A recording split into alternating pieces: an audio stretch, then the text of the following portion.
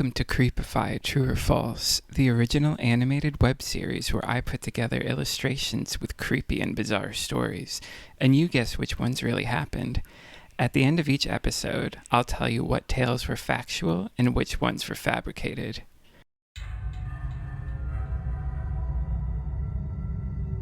When I was a kid in the early 80s, I encountered something that still haunts me to this day. My parents and I moved into a house in Talladega, Alabama when I was 6 or 7. I didn't know this at the time, but when we moved in, my father had found weird markings carved into the floor, various symbols that no one could recognize.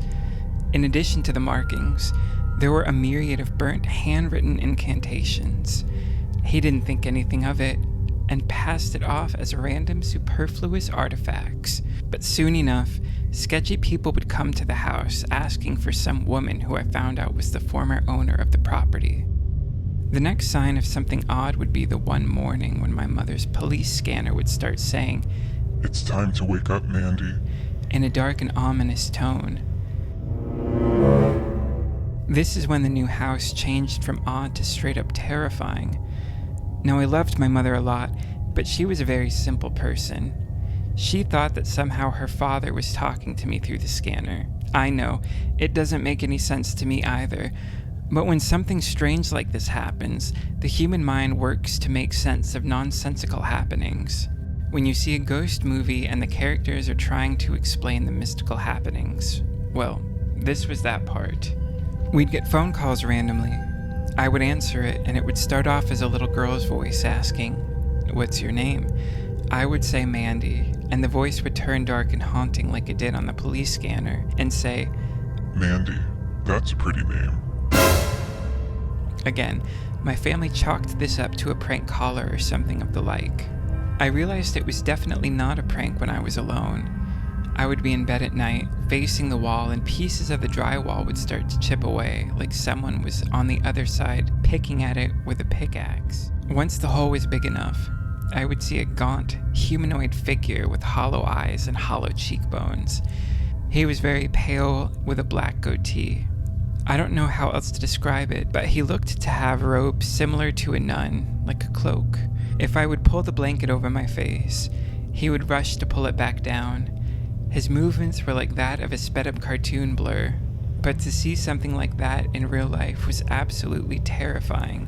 He would pick me up and carry me down to a tiny closet that held the hot water heater in it.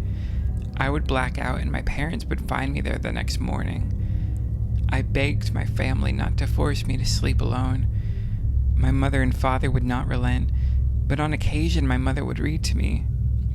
Sometimes I would see this figure behind my mother, but when she would look, the phantom would flee in his fast motion pace, never to be seen by anyone but me. Sometime later, my mother was home alone cleaning the house, and something came behind her and grabbed her by the shoulder, forcefully spinning her around.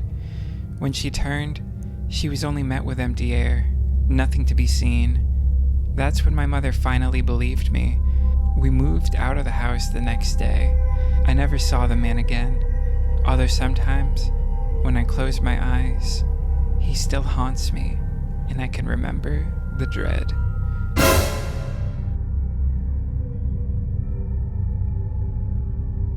I was very young and living in a town called Oxford. I was at my grandmother's house this particular day, possibly a defense against intruders. Her house was lined with the blue American agave plant beneath her windows. For those who don't know, it's basically an overgrown aloe bush with giant spiky leaves that would hurt like hell to fall into. My grandmother had a bunch of stray cats around her neighborhood. Now, if you know anything about me, you know that I have a deep affinity for cats of all kind, and I have since I was a young boy. The cats would procreate, and a byproduct of this would be there would be a bunch of kittens around, which is why I'm so skilled at finding kittens these days. My grandfather used to repair lawnmowers, so he had a bunch of sheds around, small buildings that the kittens would turn into makeshift homes, along with some of the plants around the property. So one day, while I was in the midst of my daily cat searching and I looked in one of those bushes, I saw a pair of deep red glowing eyes watching me.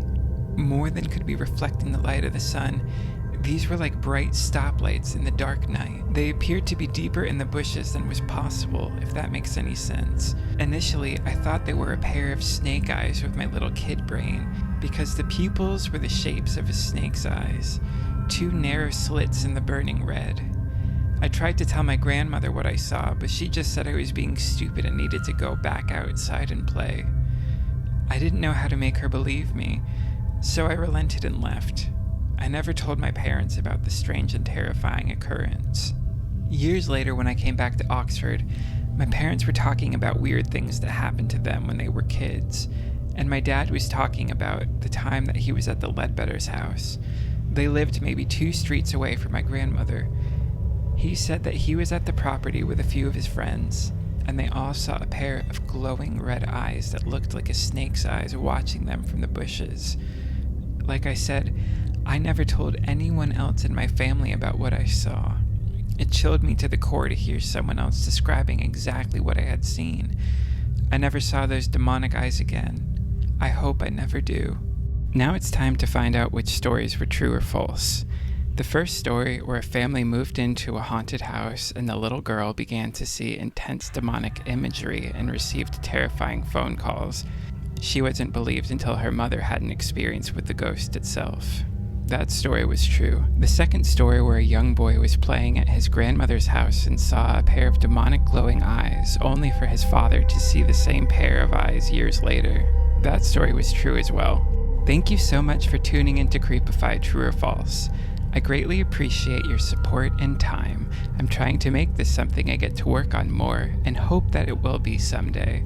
If you've got a creepy story or even a made-up story you'd like me to illustrate, you can message me at r/creepifystories.